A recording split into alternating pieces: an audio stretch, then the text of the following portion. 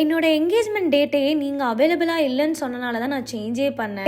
நான் உங்கள் Pinki meetha cute client Aishwarya. அவங்களோட என்கேஜ்மெண்ட் மேக்கப்காக நம்ம நாகர்கோவில் வர போயிருந்தோம். இது என்னோட செகண்ட் டைம் நான் வந்து ஈவெண்ட்காக நாகர்கோவில் போகிறது. ரொம்பவே ஹாப்பியாக இருந்தது.